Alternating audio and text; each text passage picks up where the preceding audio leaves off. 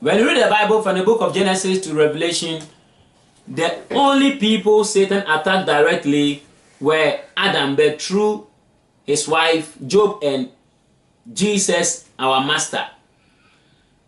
And God, the Ancient of Days, knew the trial that would befall each of them, but only showed concern in the trial of Job at the expense of that of Adam and Jesus. So when you read the book of Job chapter 1 from 6 to 12, it speaks about the certain conversation that took place between God and Satan concerning Job. I know and I believe that Satan was able to go before the presence of the Lord with the Adamic authority. But the truth here is, even with the Adamic authority, Satan wouldn't have gotten the opportunity or the right to stand before God and his host to discuss matters if duly his involvement in that specific conversation is of no need, is of not use. So it tells us that Satan's involvement in the conversation that took place between God and his host was due to the fact that Satan didn't go there by his own will, but rather he was summoned by God for questioning, because God was trying to tell Satan that even though he has kept mute and he's not talking, does not mean he's blind, but rather he has seen everything he is doing around the hedge of Job. But Job is perfect, and he won't win in the case of Job as he won in that of Adam through his wife.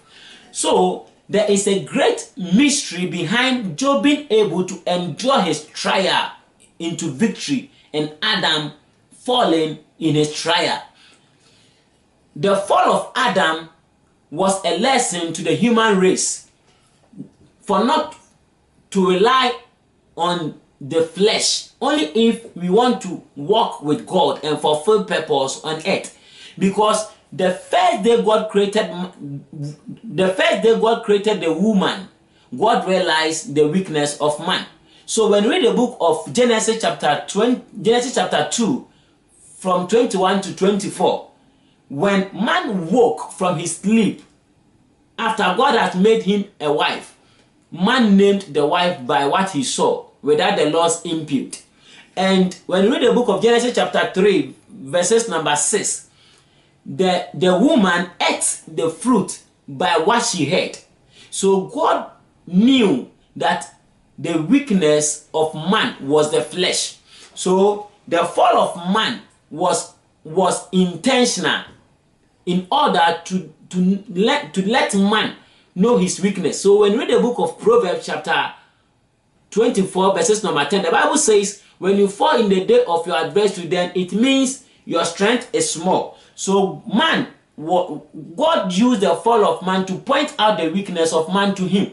And also, the fall of man was a lesson to Satan, or was an education, or was an information God was giving to Satan.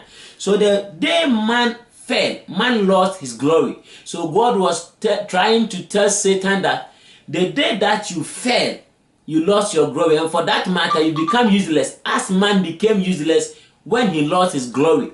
So for man not to become useless as Satan, God had to approach man and cover the nakedness of man. So man's fall in the garden was a lesson and education to both man and Satan, that if we want to walk with God, we need to rely on the spirit but not on the flesh. So when we read the book of John chapter 4 verses number 24, the Bible says God is a spirit, and for that matter his worshippers need to worship him in spirit and truth.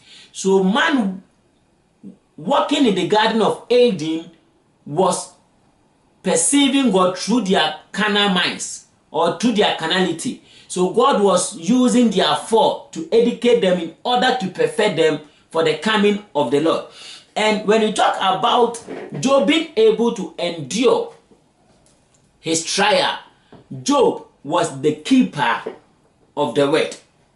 Job was the keeper of the word, and Adam lost the word, but Job kept it. So when we read the book of Job chapter 31 verses number 1, Job said, I have made a covenant with my eye not to look lustfully at a girl. Why? Because Job knew that the moment you look, you become.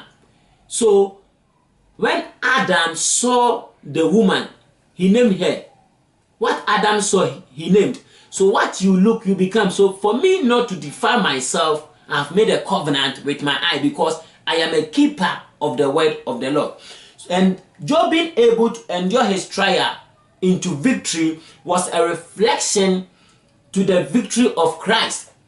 That a season will come and a man will rise and endure the trials and the temptations of this earth, and will be able to conquer or strip Satan naked and disarm him of his power and his authorities, in order for man to gain his authority back. So when we read the book of Colossians chapter 2 verses number 15, the Bible says, having disarmed the powers and the authorities, he made a public spectacle of them, triumphing over them by the cross.